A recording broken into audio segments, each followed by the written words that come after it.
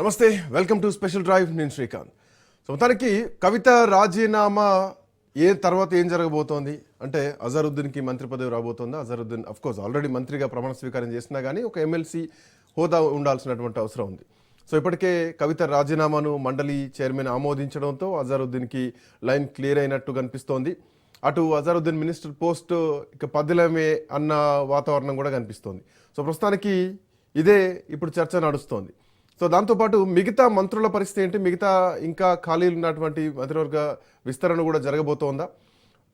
ఇది కూడా ఒక చర్చ ప్రధానంగా నడుస్తోంది. సో ఉగాదిలోపు మంత్రివర్గ విస్తరణ జరిగేటువంటి అవకాశాలనే అన్నది కూడా నడుస్తోంది. సో ఏదేమైనా కానీ కవిత రాజీనామా తర్వాత కొంత ఆసక్తికర పరిణామాలు అయితే చోటు చేసుకుంటున్నాయి.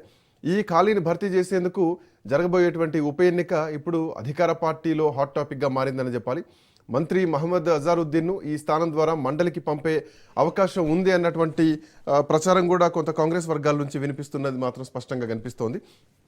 మరోవైపు ఇప్పటికే రాష్ట్రంలో అటు మున్సిపాలిటీలు కానీ పరిషత్తుల కాలపరిమితి కూడా ఇప్పటికే అయిపోయింది. ఫిబ్రవరి 2 లేదంటే 3వ వారంలో మున్సిపల్ ఎన్నికలు జరిగేటువంటి అవకాశం కూడా కనిపిస్తోంది.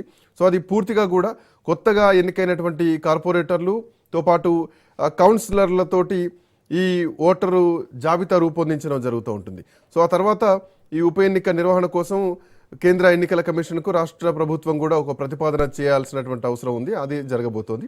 సో పరిషత్ ఓటర్లు లేకున్నా మున్సిపల్ ఓట్లతో ఉప ఎన్నిక ప్రక్రియ కూడా చేపట్టవచ్చు అన్నటువంటి అంచనాలు కూడా ప్రభుత్వం ఉన్నట్టుగా తెలుస్తోంది. అది మాట్లాడదాం ఎట్లాంటి పరిస్థితులు ఉండబోతున్నాయో. నిజామాబాద్ నుంచి మా కరెస్పాండెంట్ నవీన్ కూడా అందుబాటులో ఉన్నారు. నవీన్, సో నిజామాబాద్ స్థానిక కాంగ్రెస్ పార్టీ అభ్యర్థిగా అజారుద్దీన్ని బరిలోకి దింపబోతున్నట్టుగా తెలుస్తోంది. ఆ ఉప ఎన్నిక అనివార్యమైంది తప్పనిసరి పరిస్థితుల్లో, అఫ్కోర్స్ కవిత రాజీనామా తర్వాత. సో ఎట్లాంటి పరిస్థితులు ఉండొచ్చు అక్కడ? Thank you Srikanth. ఇటు నిజామాబాద్ ముఖ్యంగా చూసుకున్నట్లయితే కవిత తన ఎమ్మెల్సీ పదవికి రాజీనామా చేయడం అలాగే మొన్న శాసన మండలి కూడా స్పీకర్ కూడా దాన్ని ఆమోదించడంతో నిజామాబాద్ జిల్లాలో ఒక్కసారిగా రాజకీయ వేడి మాత్రం ఏర్పడిందని చెప్పవచ్చు. ముఖ్యంగా నిజామాబాద్ జిల్లా నుంచి 2021లో ఎమ్మెల్సీగా ఇటు కవిత కూడా ఇక్కడ ఎమ్మెల్సీగా కొనసాగుతుంది. అయితే 2021లో ఆమె ఎమ్మెల్సీగా ఉన్నారు. తర్వాత 2022లో ప్రమాణ స్వీకారం చేశారు. అనంతరం కొంతకాలం ఇప్పటి వరకు కూడా తన ఎమ్మెల్సీగా బీఆర్ఎస్ పార్టీ తరఫున ఎమ్మెల్సీగా కొనసాగారు. అయితే అక్కడ కొన్ని అంతర్గత కలహాల వల్ల కూడా బీఆర్ఎస్ పార్టీ నుండి బయటకు వచ్చిన కవిత తన పదవికి రాజీనామా చేశారు. అయితే తాను రాజీనామా చేసిన తర్వాత కూడా ఇటు శాసన మండలి కూడా ఆమె రాజీనామాకు ఆమోదించకపోవడం, మొన్న ఐదో రేటు నాడు కూడా తాను భావోద్వేగానికి గురైంది. అక్కడ తన రాజీనామా ఆమోదించాలని చెప్పి తాను బీఆర్ఎస్ పార్టీలో ఉండలేను, ఇక కొనసాగలేను, ఖచ్చితంగా దీనిపై కూడా స్పీకర్ పునరాలోచించుకోవాలని చెప్పి గట్టిగా పట్టుబట్టింది. దీంతో స్పీకర్ ఇటు ఎమ్మెల్సీ కవిత తన ఎమ్మెల్సీ రాజీనామాను కూడా ఆమోదించారు. దీంతో నిజామాబాద్ ఒక్కసారిగా హాట్ టాపిక్ గా నెలకొందని చెప్పొచ్చు. ప్రధాన పార్టీలో ఎమ్మెల్సీ కవిత ఏదైతే ఎమ్మెల్సీ పదవి రాజీనామా చేశారో అక్కడ ఉన్న స్థానాన్ని రానున్న రోజుల్లో కూడా ఉప ఎన్నికలు జరుగుతున్నాయి. అంటే నవీన్ ఇక్కడ మున్సిపల్ ఎన్నికల తర్వాతనే ఈ నిజామాబాద్ సంబంధించినటువంటి స్థానిక సంస్థల ఉప ఎన్నిక జరగాల్సినటువంటి అవసరం ఉంది. అండ్ మోరోవర్ ఇక్కడ పాయింట్ ఏంటంటే కాంగ్రెస్ పార్టీ ఖచ్చితంగా ఇక్కడ గెలుపు ధీమానం వ్యక్తం చేస్తుంది. ఎందుకంటే ఆడ పిసిసి చీఫ్ మహేష్ కుమార్ గౌడ్ కానీ లేదంటే షబీర్ అలీ కానీ సీనియర్ నాయకులు ఉన్నటువంటి జిల్లా నిజామాబాద్ జిల్లా. కానీ ఆ జిల్లాకు ఒక మంత్రి మాత్రం ఇప్పటి వరకు లేరు. సో ఆ మంత్రిగా మనం అజారుద్దీన్ చూడొచ్చా? అదే ఎక్స్పెక్ట్ చేయొచ్చా? ఏమైనా కాంగ్రెస్ పార్టీలో ఇంకేమైనా ఇంటర్నల్ ఏమైనా డిస్ప్యూట్స్ ఉండేటువంటి అవకాశం ఉంటుందా ఇంటర్నల్గా? ఎట్లా చూడొచ్చు ఈ పాయింట్ని? మీరు చెప్పినట్లు ఖచ్చితంగా రానున్న రోజుల్లో మాత్రం నిజామాబాద్ జిల్లాకు మంత్రిగా మహమ్మద్ అజారుద్దీన్ కూడా చూసే అవకాశం స్పష్టంగా ఉందని చెప్పొచ్చు. ఎందుకంటే నిజామాబాద్ జిల్లాలో ఇప్పటికే కాంగ్రెస్ పార్టీ అధికారంలో వచ్చిన తర్వాత 2 సంవత్సరాలు గడుస్తుంది. ఇప్పటి వరకు కూడా ఒక మంత్రి పదవి లేదు. కేవలం పిసిసి అధ్యక్షుడితో పాటు 3 సలహాదారులు ఉమ్మడి జిల్లా ఇటు కామారెడ్డి నిజామాబాద్ జిల్లా జరుగుతున్నట్టయితే సుదర్శన్ రెడ్డి, అలాగే పోతేన శ్రీనివాసరెడ్డి, షబ్బీర్ అలీ ఇలా 3 సలహాదారులు ఉన్నారు. ఒక మంత్రి కూడా లేని పరిస్థితి ఉంది. అయితే ఇప్పుడు ఎమ్మెల్సీగా కవిత రాజీనామా చేయడంతో అక్కడ ఉన్న స్థానం నుండి అజరుద్దీన్ కాంగ్రెస్ పార్టీ నిలబెట్టేందుకు ప్రయత్నాలు చేస్తున్నాయి. ఎందుకంటే ఆర్టికల్ 164 ప్రకారం ఏదైతే ఇటు మంత్రి పదవి చేపట్టిన తర్వాత 6 నెలల్లో ఎన్నికల్లో ఎమ్మెల్యే కావచ్చు, ఎమ్మెల్సీ కావచ్చు, ఏదో ఒక స్థానంలో గెలవాలి. అయితే కవిత రాజీనామా చేయడంతో కూడా అజరుద్దీన్ కు కలిసి వచ్చే అవకాశం కూడా స్పష్టంగా కనిపిస్తుంది. ఇక్కడ నిజామాబాద్ జిల్లా ఎమ్మెల్సీ స్థానం నుండి కూడా కాంగ్రెస్ పార్టీ అజరుద్దీన్ నిలబెట్టేందుకు కూడా ప్రయత్నాలు చేస్తున్నాయి. అక్కడ అజరుద్దీన్ గెలిస్తే కనుక నిజామాబాద్ జిల్లాకు అజరుద్దీన్ మంత్రిగా వచ్చే అవకాశం స్పష్టంగా ఉందని చెప్పవచ్చు. Srikanth, thank you Naveen, thanks for joining. So మొత్తానికి కవిత రాజీనామా అజరుద్దీన్ కలిసి వచ్చేటువంటి పరిస్థితి మాత్రం స్పష్టంగా కనిపిస్తోంది. సో మున్సిపల్ ఎన్నికల తర్వాత అక్కడ అజరుద్దీన్ ఉప ఎన్నికలో పోటీ చేసి సో అక్కడ ఉన్నటువంటి అంటే మున్సిపల్ ఓట్లతోటి ఉప ఎన్నిక ప్రక్రియ కూడా చేపట్టవచ్చు అన్నటువంటి విధానంగా కూడా ప్రభుత్వ వర్గాల నుంచి ఇప్పటికే కొన్ని లీక్స్ అయితే వినిపిస్తున్నాయి. సో ఏదైనా కానీ ఇప్పటికే మున్సిపాలిటీలు కానీ లేదంటే పరిషత్తుల కాల పరిమితి కూడా అయిపోయింది. సో జనవరి ఎండింగ్లో ఒక క్లారిటీ వస్తుంది. మోస్ట్లీ ఫిబ్రవరి మొదటి లేదంటే రెండో వారంలో ఎన్నికలు జరిపేటువంటి మున్సిపల్ ఎన్నికలు జరిగేటువంటి అవకాశం ఉంది రాష్ట్ర వ్యాప్తంగా. సో ఈ నేపథ్యంలో దాంట్లో భాగంగా కవిత ఎమ్మెల్సీ స్థానానికి కూడా ఉప ఎన్నిక జరగబోతున్నట్టుగా స్పష్టంగా కనిపిస్తోంది. రైట్ సునీల్, సో మొత్తానికి ముందు జాగ్రత్తగా నిజామాబాద్ స్థానిక సంస్థల ఎమ్మెల్సీ ఉప ఎన్నికల్లో అజరుద్దీన్ని బరిలోకి దించడానికి అఫ్కోర్స్ ప్రభుత్వం ప్లాన్ చేస్తోంది. ఇప్పటికే ప్రభుత్వ పెద్దలు కూడా దీని మీద ఆలోచనలు చేస్తున్నారు. అండ్ మోర్ ఓవర్ మున్సిపల్ ఎన్నికల్లో మెజార్టీ సీట్లు దక్కించుకుంటామన్నటువంటి ధీమా కూడా ఇప్పటికే అక్కడ కాంగ్రెస్ పార్టీ పెద్దలకు కనిపిస్తోంది. సో దక్కించుకున్నామన్నటువంటి ధీమాతోటి స్థానిక ఎమ్మెల్సీ అభ్యర్థిగా పోటీ చేయించి గెలిపించుకోవాలన్నటువంటి ధీమాలో కూడా ప్రభుత్వం ఉంది, కాంగ్రెస్ పార్టీ ఉంది. సో ఈ విధంగా అంటే ఇప్పటికే అది నిజామాబాద్ అంటే వాస్తవానికి ఒక ముఖ్యమంత్రి తర్వాత మళ్ళీ పార్టీకి అంతటి స్థాయి ఉన్నటువంటి వ్యక్తి పిసిసి మహేష్ కుమార్ గౌడ్. సో ఖచ్చితంగా మరి ఎట్లాంటి ఈక్వేషన్స్ ఉంటాయి. ఇప్పటికే సుదర్శన్ రెడ్డి చాలా కాలం నుంచి మంత్రి పదవి కోసం ఎదురు చూస్తున్నారు. షబీర్ అలీ తన నియోజకవర్గాన్నే త్యాగం చేసినటువంటి వ్యక్తి. సో ఆయనకు ప్రభుత్వ సలహాదారుగా విప్ ఇవ్వడం జరిగింది. సో ఇప్పుడు మళ్ళీ నిజామాబాద్లో స్థానిక సంస్థల ఉప ఎన్నిక జరగబోతోంది. రైట్, మా కరెస్పాండెంట్ సునీల్ కూడా అందుబాటులో ఉన్నారు. సునీల్, మంత్రివర్గ ఉప ఎన్నిక జరగబోతోంది. కోర్స్ మున్సిపల్ ఎన్నికల తర్వాతనే జరగబోతుంది అన్నట్టుగా తెలుస్తోంది. సో ఎట్లాంటి ఈక్వేషన్స్ ఉండొచ్చు? ఒక అజరుద్దీన్ వరకే చూడొచ్చా? ఇంకేమైనా విస్తరణ దిశగా ప్రభుత్వం ఏమైనా ఆలోచనలు చేసేటువంటి అవకాశం ఉంటుందా? సో ఎట్లా ఉండబోతుంది? మోర్ ఓవర్ ఇక్కడ కోదండరాం అంశం కూడా ఒకసారి మాట్లాడుకోవాలి. రెండు గవర్నర్ దగ్గర పెండింగ్లోనే ఉన్నాయి. సో ఇప్పుడు అంటే ఈ పెండింగ్ ఎట్లాగే ఉంటుందా, లేదంటే దాన్ని మళ్ళీ రెన్యువల్ మోడ్లోకి ఏమైనా వెళ్ళేటువంటి అవకాశం ఉంటుందా? ఎట్లా చూడొచ్చు? ఎస్ శ్రీకాంత్, ఖచ్చితంగా దాదాపు తెలంగాణ రాష్ట్రంలో కాంగ్రెస్ ప్రభుత్వం ఏర్పడి 2 ఏళ్లు పూర్తవుతుంది. ఇప్పటివరకు దాదాపు 3 సార్లు మంత్రివర్గ విస్తరణ జరిగింది. కానీ మళ్ళీ 2 శాఖలు ఇంకా పెండింగ్లో ఉన్న నేపథ్యంలో వాటిని కూడా భర్తీ చేయాలి అనే ఉద్దేశంతో ముఖ్యమంత్రి రేవంత్ రెడ్డి సన్నద్ధం అవుతున్నట్లు కూడా సమాచారం తెలుస్తుంది. దీంతోపాటు మంత్రులలో కొంత అసంతృప్తి ఉంది, కొంత సామాజిక వర్గాలకు సంబంధించిన విషయంలో, కొంత నియోజకవర్గాలకు సంబంధించిన విషయంలో, పరిపాలన విషయంలో కూడా కొంత మంత్రులకు సంబంధించిన విషయంలో కొంత ఫీడ్బ్యాక్లో రిపోర్టు వచ్చిన తర్వాత మంత్రుల్ని ప్రక్షాళన చేయాలి, మంత్రివర్గ విస్తరణ కొంచెం ప్రక్షాళన చేయాలనే ఉద్దేశంతో ముఖ్యమంత్రి భావిస్తున్నట్టు కూడా సమాచారం తెలుస్తుంది.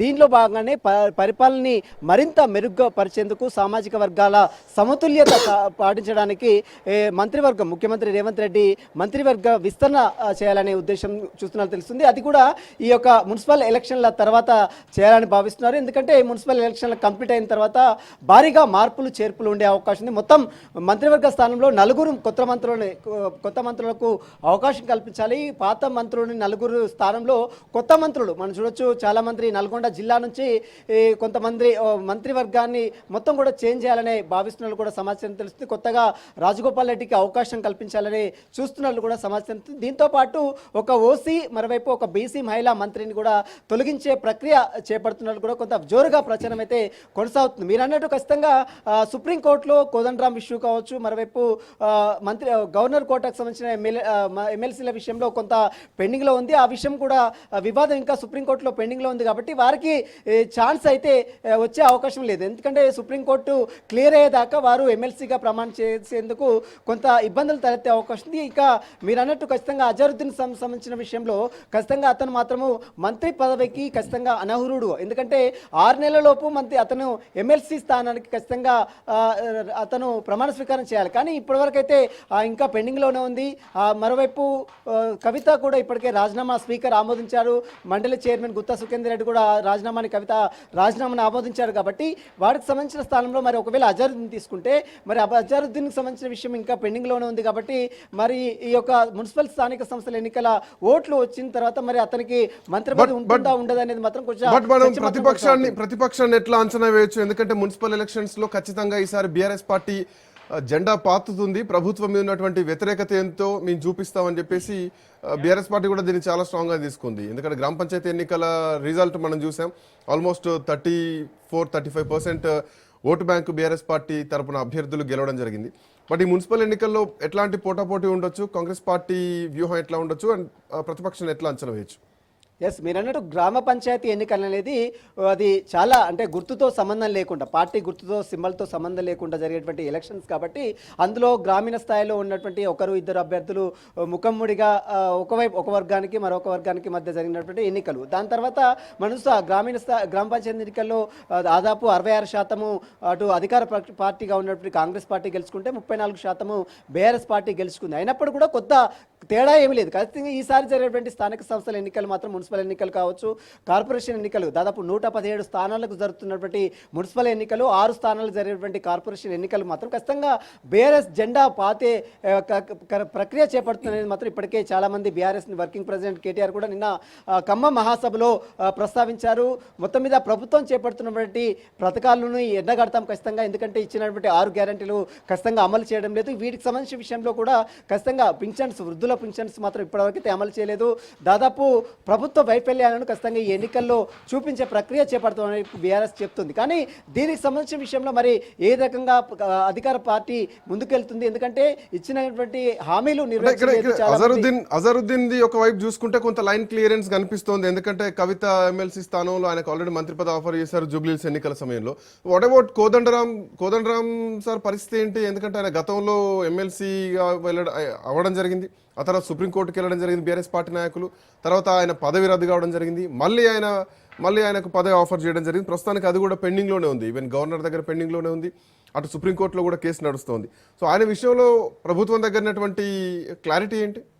ఎస్, ఖచ్చితంగా. ఎందుకంటే గవర్నర్ కోటాలో ఎమ్మెల్సీగా బీఆర్ఎస్ ప్రభుత్వం ఉన్నప్పుడే దాసోజి శ్రావణ్తో పాటు గతంలో 2 ఎమ్మెల్సీని అటు గవర్నర్ ఆమోదించలేదు. దీంతో వారు హైకోర్టును ఆశ్రయించారు, ఆ తర్వాత సుప్రీంకోర్టును ఆశ్రయించారు. ఇంకా కేసు పెండింగ్లో ఉన్న నేపథ్యంలో కొత్తగా ఏర్పడినటువంటి తెలంగాణ రాష్ట్రంలో కాంగ్రెస్ ప్రభుత్వం ఏర్పడిన తర్వాత మళ్ళీ కొత్తగా గవర్నర్ కోటాలో అటు కోదండరాంతో పాటు మరి మీర్ అలీ ఖాన్ ఇద్దరిని కూడా ఆమోదించింది. అయితే ఇటీవల కాలంలో సుప్రీంకోర్టు వారి నియామకం చెల్లదని ఆదేశాలు జారీ తర్వాత మళ్ళీ తిరిగి నోటిఫికేషన్ ఇచ్చారు. ఆ తర్వాత కోదండరాం పేరు, మరోవైపు అజారుద్దీన్ పేరు ఇచ్చారు. ఇంతవరకు ఇంకా మరోవైపు సుప్రీంకోర్టులో ఇంకా కేసు పెండింగ్లోనే ఉంది. ఈలోపు జూబ్లీహిల్స్ ఉప ఎన్నికలు రావడం, ఆ తర్వాత మైనార్టీ ఓటర్లను ప్రభావితం చేసేందుకు వెంటనే అజారుద్దీన్కి పిలిచి మరీ మంత్రి పదవి ఇచ్చారు. ఆ తర్వాత జూబ్లీహిల్స్ ఎన్నికల్లో విజయం సాధించారు. ఆ తర్వాత మళ్ళీ ఇంకా కోదండరాం విషయానికి వస్తే మాత్రం ఇంకా సుప్రీంకోర్టులో పెండింగ్లోనే ఉంది.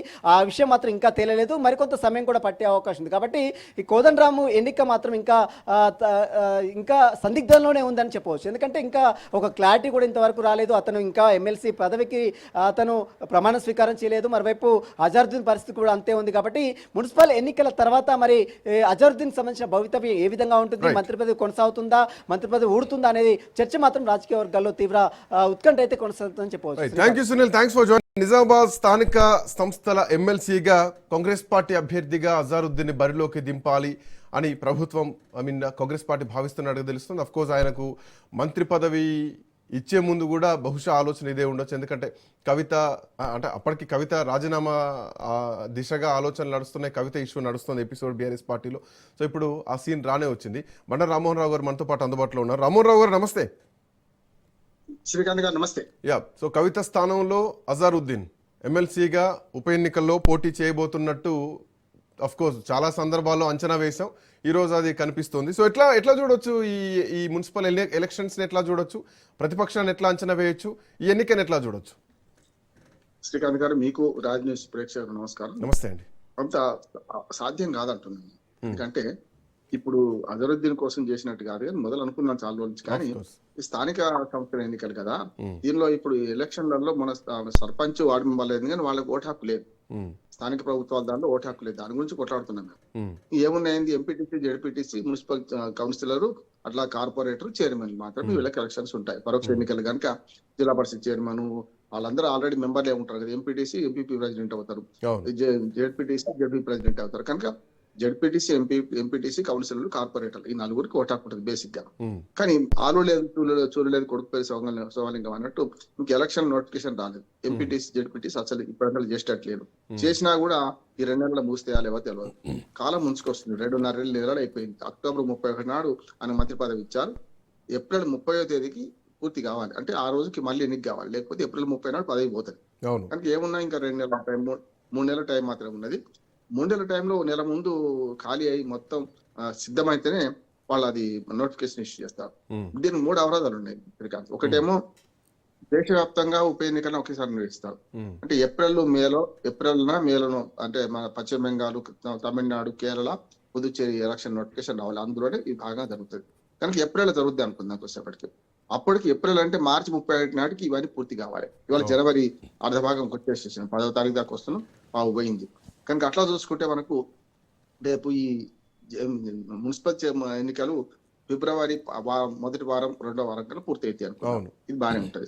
కానీ జెడ్పీటీసీ, ఎంపీటీసీ విడిచిపెట్టి కనుక ఎన్నికలకు పోతే వాళ్ళు కోర్టుకు వెళ్తారు. మాకు ఎన్నికలు జరపండి, మా ఎన్నికలు పెట్టండి, మా ఓటాకు ఎట్లా తీసేస్తారని కోర్టుకు పోయిన అనుకోండి, మళ్ళీ 6 నెలలు పడితే సంవత్సరం పడుతుంది. అందుకనే ఎంపీటీసీ, జెడ్పీటీసీ ఎన్నికలు కూడా సాధ్యమైనంత వరకు ఫిబ్రవరిలోగా ఎంపీటీసీ, జెడ్పీటీసీ ఎన్నికలు నిర్వహించే ధైర్యం ప్రభుత్వానికి ఉందా? ఎందుకంటే దాని వెనకాల కామారెడ్డి డిక్లరేషన్ ఉంది. అది కాదని ముందుకెళ్తే ఖచ్చితంగా ప్రభుత్వానికి భారీ ఎదురు దెబ్బేది. బీసీ సంఘాలు మొత్తం కూడా లేచి కూర్చుంటాయి. కామారెడ్డి డిక్లరేషన్ రెండింటికి ఉన్నది. అవును, ఇప్పుడు కౌన్సిలర్లకు లేదా, కార్పొరేటర్ లేదా, రెండింటికి ఉన్నది. 42% రిజర్వేషన్. అంటే ఈ లెక్కన మరి పార్టీ సేమ్ గ్రామ పంచాయతీలు ఏదైతే ఒక స్ట్రాటజీగా పోయినరో, పార్టీ పరంగా ఇస్తాం, కోర్టులో పంచాయతీలు నడుస్తున్నాయి, కోర్టు లీగల్ ఇష్యూస్ ఉన్నాయని చెప్పేసి మరి ఆ విధంగా ముందుకెళ్తారా? ఎట్లా అయినా కూడా అప్పుడు మనకు పంచాయతీ ఎన్నికలు పార్టీలు లేవు కనుక అటో ఇటో గెటాను కాగలిగింది. కానీ ఇక్కడ అట్లా కదా, బీఫామ్ ఇవ్వాలి కదా.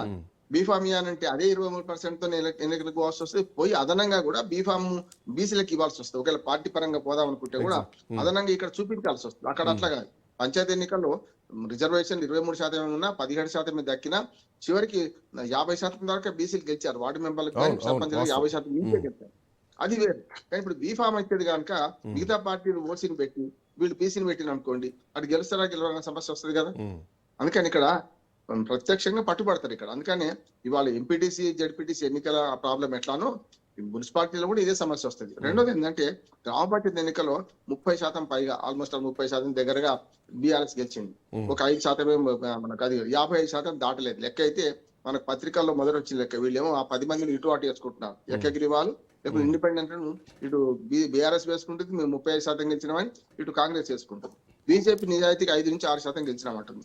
అంటే ఇక్కడ పార్టీ గుర్తులు లేకపోతేనే పర్సంటేజ్లు ఇంత గెలిచాం అంత గెలిచామని మాట్లాడుకున్నారు. రేపు పొద్దున పార్టీ గుర్తుల మీద పోతే సో ఎట్లాంటి ఎన్నికను మనం చూడొచ్చు? ఎందుకంటే ఇప్పటికే బీఆర్ఎస్ పార్టీ 34% గెలిచింది. ఇప్పుడు ఎంపీటీసీ, జడ్పీ ఎన్నికలకు ఎందుకు పోతున్నారంటే గ్రామ పంచాయతీలో మొత్తం స్వీప్ ఏం చేస్తాం 70 నుంచి 80% గెలుస్తాం అనుకున్నారు. గతంలో బీఆర్ఎస్ కూడా 70% పైన 80% గెలిచింది అప్పుడు. కానీ అది మన రాష్ట్ర ఎన్నికలు వేరు, అది వేరు. ఇక్కడికి వచ్చే వరకల 30% అయితే అటు పోయింది కదా. 30 అంటే 33 అంటున్నారు. మొత్తం 30% బీఆర్ఎస్ పోయింది కనుక ఓ 10% వరకు సానుభూతి పాలలు లేకుంటే బీజేపీ అంటే 40% లేదు కదా, 60 లోపలనే ఉన్నారు కదా వీళ్ళు. కనుక అక్కడ చుట్టుతిరైందని ఎంపీటీసీ, జెడ్పీటీసీ ఎన్నికలు కూడా 3 ప్రాబ్లమ్స్ ఉన్నాయి. ఒకటి రిజర్వేషన్లు, రెండోది రైతు బంధు లాంటి, అంటే గ్రామాల్లో అది సమస్య వస్తుంది కదా, వేయాల్సి వస్తుంది. మున్సిపాలిటీలకు రైతు బంధులు ఆల్మోస్ట్ లేనట్టు లెక్క. మున్సిపాలిటీ ఎన్నికలకు వచ్చే వాళ్ళు రైతులు ఉంటారు, మున్సిపాలిటీలో ఉంటారు, కానీ అది పెద్దగా ప్రభావం చూపించకపోవచ్చు. అది మొదలు మున్సిపల్ ఎన్నికలు పోతున్నారు. నా ఉద్దేశం ఏంటంటే ఈ మున్సిపల్ ఎన్నికలు 2 చేసిన తర్వాత కూడా ఎంపీటీసీ, జెడ్పీటీసీ కూడా ఈ ఊపులో చేసేస్తే బెస్ట్. ప్రభుత్వం మీద వ్యతిరేకత పెరగక ముందే ఎప్పుడో చేయాల్సింది, ఇది కూడా చేయాల్సింది బెస్ట్ అంటున్నాను నేను. అట్లా జిహెచ్ఎంసీ ఎన్నికలు ఎప్పుడైనా జరిగాయి కనుక జిహెచ్ఎంసీ వాళ్ళు కూడా రేపు కొట్టుకోవచ్చు. మా పదవి కాలం అయిపోయింది, ఫిబ్రవరి 10కి అయిపోతుంది కనుక రేపు ఏమన్నా ఏ కార్పొరేటరో మా ఓటు హక్కును నిరాకరిస్తున్నారు, జిహెచ్ఎంసీ ఎన్నికలు కూడా మున్సిపాలిటీలో మనకు ఓటు ఉంటుంది కదా కనుక వాళ్ళు కూడా కొట్టుకోవచ్చు రేపు పొద్దున. కానీ ఎమ్మెల్సీ ఎన్నికలు, స్థానిక ప్రభుత్వాల ఎమ్మెల్సీ ఎన్నికలు జరగాలంటే మాత్రం ఈ 4 ఎన్నికలు జరగాల్సిందే. MPTC, ZPTC, municipal corporation, municipality ఎన్నికలు జరుగుతూనే అవుతుంది. ఈ సగం జరిపి మాత్రం అట్లా కూడా వీలుందని చూస్తున్నారట. రాజ్యాంగం ప్రకారం మొత్తం ఎన్నికల దాకా ఆగానని ఏం లేదు. కానీ సమస్య ఏంటంటే మిగతా వాళ్ళు కోర్టుకు పోతారు కదా. ఎంపీటీసీ, జెడ్పీటీసీ అభ్యర్థుల ఆశావాహులు ఏమంటారంటే మున్సిపాలిటీకి మీ ఎన్నికలు జరిపించారు, కార్పొరేషన్లకు ఎన్నికలు జరిపించారు, మమ్మల్ని ఎందుకు మాకు ఎన్నికలు జరపడం లేదని. అది కూడా 1 ఇయర్ అయిపోయింది. ఖచ్చితంగా అవును. ఎందుకంటే ఇందులో ప్రధానంగా వాళ్ళే కార్పొరేటర్లు, కౌన్సిలర్లు, జెడ్పీటీసీలు, ఎంపీటీసీలే ఉంటారు కాబట్టి. సో రేపు పొద్దున పదవి కాలం అయిపోయినటువంటి ఎంపీటీసీలు, జెడ్పీటీసీలు కోర్టుకు వెళ్ళినా కానీ ఈ ఎన్నిక మళ్ళా చాలా ఇబ్బందులు ఎదురవుతాయి ప్రభుత్వానికి. వాస్తవం అవుతుంది. అందుకని ఇప్పుడు నా ఉద్దేశం ఏంటంటే వీళ్ళిద్దరు త్రిశంక స్వర్గాల్లో ఉన్నారు, అజరుద్దీన్, కోదండరాం. వీళ్ళు అంత ఆయన బతికిపోయాడు, ఆ సియాసత్ ఎడిటర్ బతికిపోయాడు. ఎందుకంటే ఈ వివాదాలు లేకుండా పోయింది. అజరుద్దీన్ మంది ముందుకు తీసుకురావాల. సుప్రీంకోర్టులో కేసు పరిష్కారం కాంది అయితే వీళ్ళిద్దరు త్రిశంకు స్వర్గంలో ఉన్నారు. ఒకటే ఒక మార్గం తప్పించుకోవడానికి ఏప్రిల్ 30 కన్నా ముందు ఒక రోజు రాజీనామా చేయిస్తారు. మళ్ళీ సో అంటే సార్ కొంత వెసులుబాటు ఏదో కనిపిస్తోంది ఇక్కడ చూస్తే, ఎందుకంటే ఇక్కడ వీళ్ళకి కావాల్సినటువంటి ఓట్లలో సార్ ఎంపీటీసీలు జెడ్పీటీసీలు లేకపోయినా కానీ మున్సిపల్ ఓట్లతోటి మున్సిపల్ ఓటర్లతోటి ఎన్నికలకు పోదాం అన్నది కనిపిస్తోంది. సో ఈ విషయంలో మాత్రం కొంత క్లారిటీ అయితే కనిపిస్తోంది. బట్ ఎటొచ్చి కోదండరాం విషయంలో ఎట్లాంటి పరిస్థితులు ఉంటాయన్నదే ఒక బిగ్ క్వశ్చన్. వాళ్ళిద్దరు బకరాలు చేసిండు. ఒక నేను మంత్రి పదవి ఇచ్చి బకరాలు చేసిండు. ఏది ఇవ్వకుండా త్రిశంకు స్వర్గంలో ఉంచి కోదండరాం గారిని రెండోసారి బకరా కాదు, మొదటిసారి ఏమో అప్పుడు మరి సుప్రీంకోర్టు అభ్యంతరం పెట్టినా మళ్ళీ ఆయనకే ఇవ్వడం అనేది ఆశ పెట్టాం కదా. గాలికి పోయే పేరపిండి ఇచ్చినార్పడం అన్నట్టు ఆయనకు పదవి ఇస్తున్నారు, రావడం లేదు చూస్తున్నాం.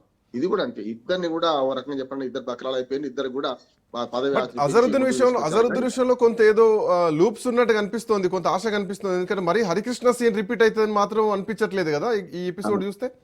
అంటే అందుకని దానికి ఒక సాంకేతికంగా ఏం చేయొచ్చు అంటే ఓ 2 రోజుల ముందు రాజీనామా చేయించి ఏప్రిల్ 30 కంటే ముందు ఆయనే రాజీనామా చేసినట్టు చేసి, లేకుంటే పదవి ఆటోమేటిక్ గా పోయేదాకా చూసి తర్వాత 10 రోజులకి మళ్ళీ నియమిస్తారు అనుకోండి మంత్రిగా. ప్రమాణ స్వీకారం 2 సార్లు అయింది అంతే, మరొక 6 నెలలు టైం తీసుకుంటారు అనుకుంటున్నా. అప్పటికి పూర్తి స్థాయిలో అన్ని ఎన్నికలు జరిగిపోతాయి. స్థానిక ప్రభుత్వాలు ఎన్నికలు కాదు, వచ్చే నవంబర్ వచ్చింది అనుకోండి. నవంబర్ వస్తే మళ్ళీ స్థానాలు ఖాళీ అవుతున్నాయి. ఇది మండలాలు కూడా స్థానాలు ఖాళీ అవుతున్నాయి కనుక 26 నవంబర్కి వచ్చే కల్లా 1-2 స్థానాలు ఖాళీ అయితే కనుక అప్పటికల్లా చూస్తారేమో చెప్పొచ్చు. కానీ ఇదైతే అజరుద్దీన్ మాత్రం పదవి కన్నా ఉన్నదనే అంటున్నాడు ఇప్పటికి కూడా. లెట్స్ చాలా సందర్భాల్లో మీ ప్రిడిక్షన్స్ చాలా అఫ్ కోర్స్ సక్సెస్ అయినాయి. చూద్దాం ఈ ప్రిడిక్షన్ ఎట్లా ఉండవు. Thank you so much Bandaru Rammohan Rao garu, thanks for joining. So మొత్తానికి అజరుద్దీన్కి పదవి రాబోతోందా, అజరుద్దీన్ పదవికి గండం కాబోతోందా? ఏప్రిల్ 30 లోపు ఆయన మంత్రివర్గంలో మంత్రిగా కొనసాగుతారు. ఆ తర్వాత ఏదో ఒక చట్టసభల్లో ఉండాలి, లేదంటే మండలిలో ఉండాలి, లేదు పక్షంలో ఖచ్చితంగా ఆయన మంత్రి పదవికి రాజీనామా చేయాల్సినటువంటి పరిస్థితులు ఉంటాయి. బట్ ప్రభుత్వం మాత్రం మున్సిపల్ ఓట్లతోటి ఉప ఎన్నికకి వెళ్ళాలి అన్నటువంటి జోనర్లో ప్రభుత్వం కనిపిస్తోంది. బట్ అదే జరిగితే కనుక ఆల్రెడీ పదవీకాలం అయిపోయినటువంటి ఎంపీటీసీలు జెడ్పీటీసీలు మా ఓటు హక్కును కాలు రాస్తున్నారు, మా ఓటు హక్కు పోతుందని చెప్పేసి కనుక కోర్టుకు వెళ్తే ఇది హక్కుకు సంబంధించింది, ఓటుకు సంబంధించినటువంటి విషయం కాబట్టి ఈ విషయంలో ఖచ్చితంగా లీగల్ ఇష్యూస్ కూడా ఎదురయ్యేటువంటి అవకాశం ఉంటుంది. చూద్దాం ఎట్లాంటి పరిణామాలు ఉండబోతున్నాయో. ఒక త్రిశంకు స్వర్గం మాత్రం కనిపిస్తోంది. That's all for now. Next updates continue అయితే కీప్ వాచింగ్.